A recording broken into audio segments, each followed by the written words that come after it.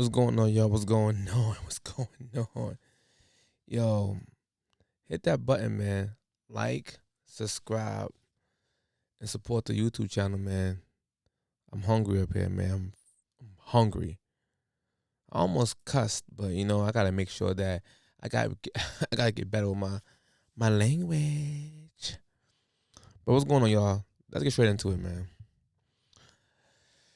This is a solution based episode, right? Because I usually identify the problem, and then I still would usually give a solution at the end of of me identifying what the problem is, right? So let's get more in depth with the solutions, man. This is my few points of few solutions, I should say, of to help fixing the black community, because we know the black community is really like doing extremely bad right now, like extremely bad. So the first issue that we do have, and we wonder why we got a lot of emotional men out here, reckless, doing crazy crimes, lost women out here, is because of the breakdown of the family. I know everyone always say that because it's very true. It's definitely the breakdown of the family.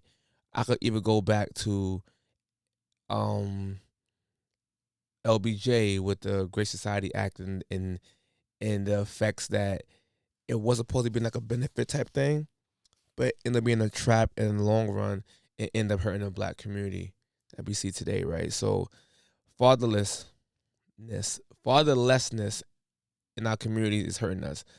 Shout out to Tommy Sotomayor, because he's one of the first dudes that brought that up to the attention of the internet. Literally, man. You got people following him, not following him per se, but with a similar message. Larry Elder, salutes to you. And there's a lot of people out there who's pushing that message, right? So one I was asked one time, are the solutions to that problem in the black community? And the solution is, I'm gonna give you the problem, then the solution.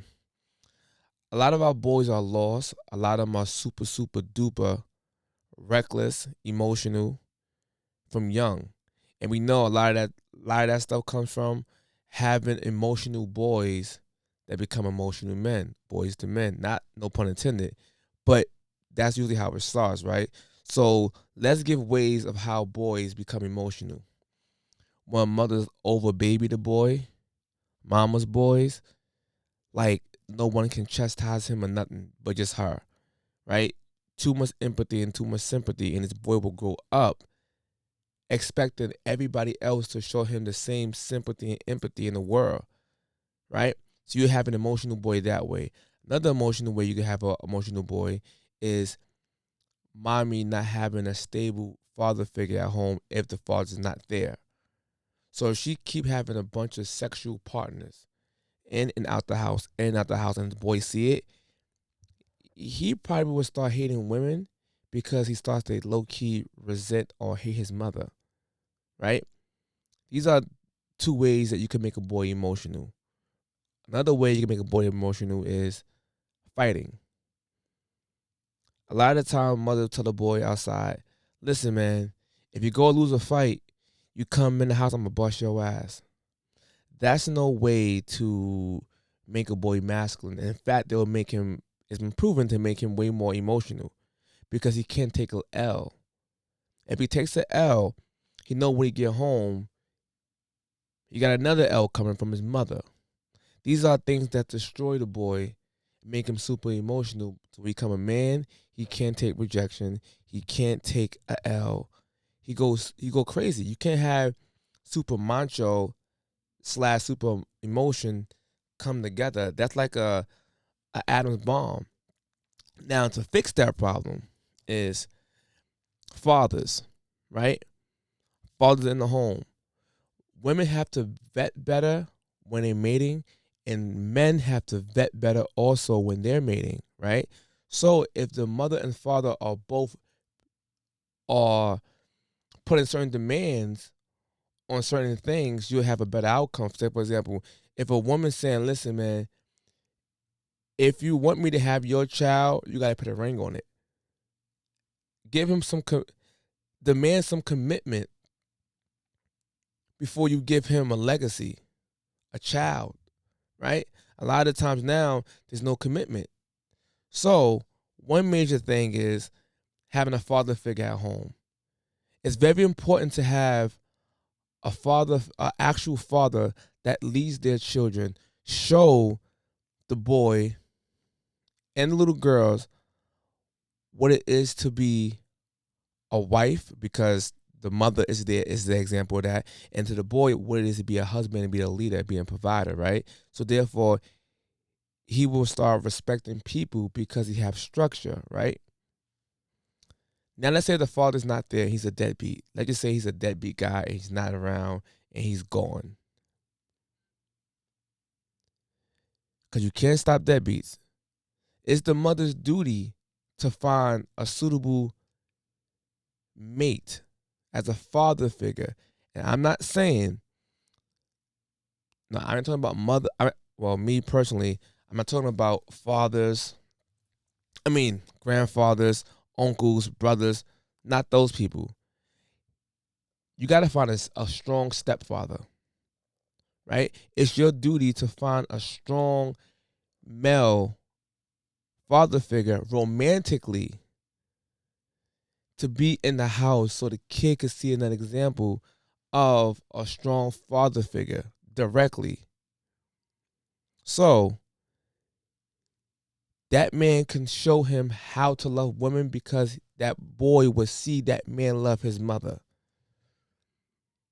And then he could also provide leadership skills, work ethic, respect, manners from a man. So therefore, he'll be an excellent man for another woman. This was missing in the black community, man. People always say, oh, we gotta fix the community. We gotta fix the community. But if the community is broken, how do you fix community? You fix community by fixing homes first.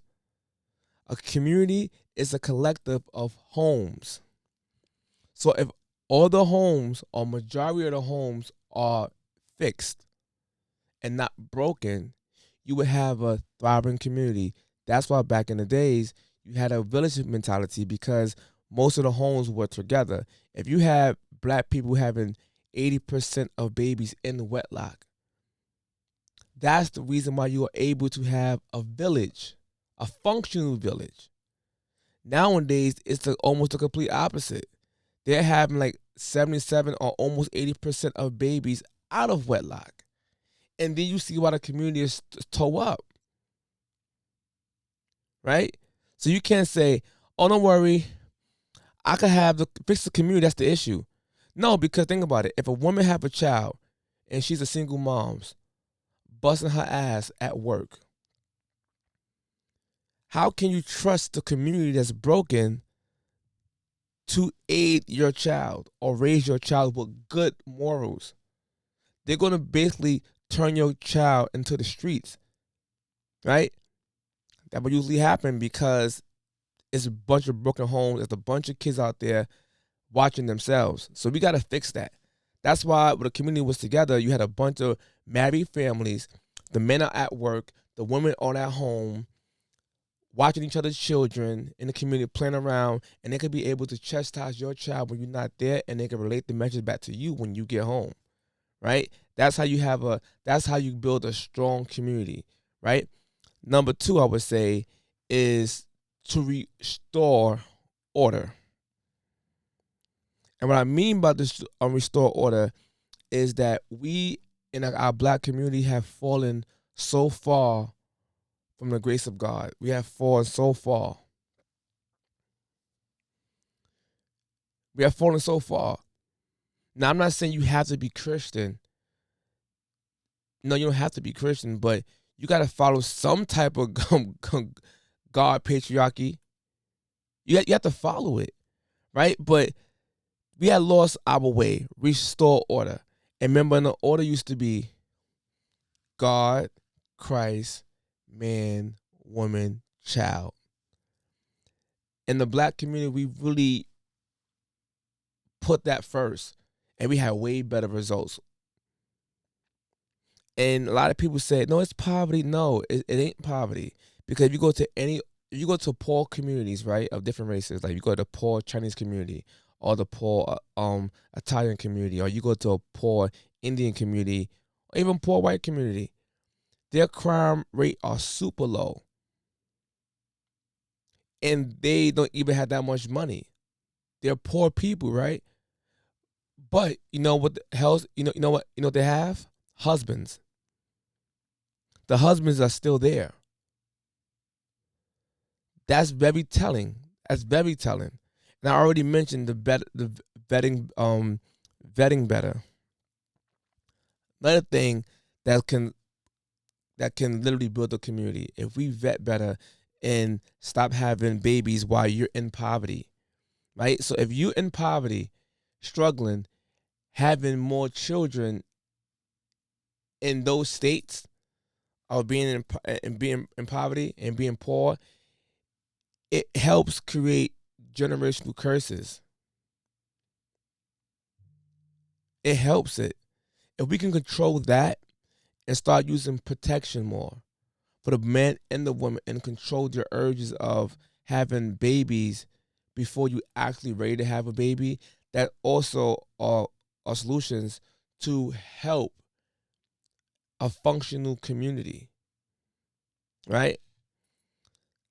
Another thing, another thing that I feel, no, not I feel, I know that would fix our communities is bringing back shaming. We need to bring back shaming. When you bring back shaming, you make people think twice about their behavior. The minute we got rid of shaming is the minute that we got rid of the patriarchy at the same time. The minute we got shaming, you can hold nobody accountable for what they do. Black women used to hold black women accountable and also hold black men accountable. And black men used to hold black men accountable and hold black women accountable. Because all we had was us. We need to bring back Big Mama. I sure miss Big Mama, man. I sure miss Big Mama. But bringing back shaming is a major thing. Another thing we need to bring back is opportunities for others. We in the black community have become too selfish. Everybody for self. We are no longer living in the a village mentality community. We are living in a selfish community now. I can't tell you nothing. You ain't mind your business. You can't tell me nothing. He ain't your father. You ain't my mother. You ain't my father. You ain't my father. You ain't my mother. That's all I hear all day long. But when you had the community together, that saying the wasn't said by a majority of people because there was a respect factor, right? So in our community, we are super, super selfish. All we care about is me. Me, me, me, me. And I got it. You better go get it. I got it. You better go get it. You better go get it. And what end up happening is when you're super selfish, you don't create opportunities for others. We need to start encouraging people to build for them and the same exact time build for others. So therefore, we don't need no handout from nobody else. Remember that Sam Cooke song? Change Gonna Come? In that song, we said, I don't want to butcher the lyric, but like I'm asking my brother for help and basically saying that the guy like kick him down while he's down. And I'm calling for my brother to help me, but my brother kicks me down when I'm down. Like that's a thing. That was old message. It's literally well and alive today. That shit is a grown man now. Back then there was a child. That movement, kicking a man down and keeping him down and don't want to help your brother, that thing is a grown man now. Walking around the black community, no one want to help nobody. So let's say, for example, if you got me for example, I'm a designer, right? I make clothes. I give people opportunity to model for my clothes. I give people opportunity to intern for me because I'm up and coming. I'm independent. I don't have money to pay every single body as of yet, but I still pay them in certain type of ways. So therefore, I'm still creating an opportunity for them while they helping me out. So when I do have bread, I can pay them via giving them expensive ass clothes that I made, right? That's just me doing it on my own independent level. But once I blow up, they literally will be on a payroll guarantee because they know my ins and outs of the business, right? Or let's say if I open up a store, I get the money to open up a store instead of buying a car. I'm dudes out here buying 250 grand cars. But you can open up a small business and hire people in the area. But you got to vet those people better too with manners and respect. Right? So those people have opportunity. They're getting paid. Now they're learning people skills, social skills. Now they can branch off and do whatever they want to do. And that same skill they gain from your company, they can apply it somewhere else. These are all solutions that I think will help the black community. And my number one, that's number two, I'm about to say. Number one was fatherless, but number two thing we have to change in our community is victimhood mentality. We must get rid of victimhood mentality. We must stop thinking someone owed us something and create opportunities for ourselves and others. We got the means now. We got the bread now. We got the platforms now. Let's do it, man. Get yourself out that mindset and stop shaming your brother or sister because they think different. If they don't think like you try to shame them for it. Stop doing that. Encourage people to think different.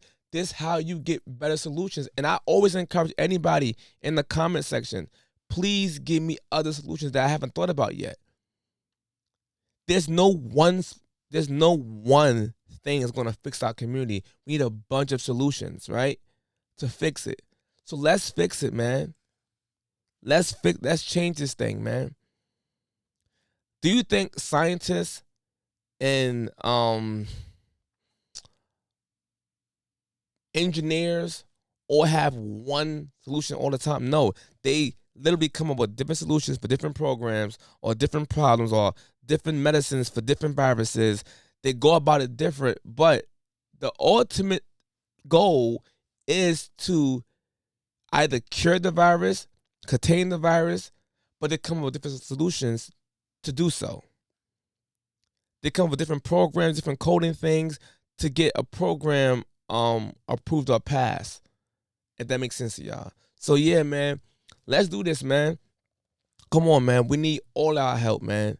Because last time I checked, man, the black community is at the bottom. So let's start giving solutions, man. I always give solutions, but this right here was a solution-based episode. Solution-based episode, because a lot of people see a clip and think that you're not giving solutions. I am. You're not watching the video. You watching the clip and say, I'm turned off. So now I don't want to hear you turned off now. This is a solution episode, man.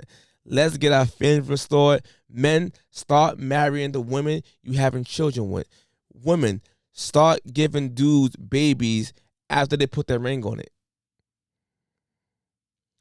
Now I know that's sky in the pie. No, pie in the sky. I mean, that's pie in the sky. Wishful thinking. But we have a way better society. How in the hell black people had a safer society during the height of Jim Crow than we do now? I'm telling you, man. I'm only going back in time looking at what they did and try to do it like like duplicate that or replicate that, but in a modern way. Thanks, man. Listen, man. If y'all got more, solutions, please do not be afraid to put in the comments on my YouTube channel. Do not be afraid to put it on my Instagram channel, man. Let's grow. Let's build from this, man. With that being said, I'm out.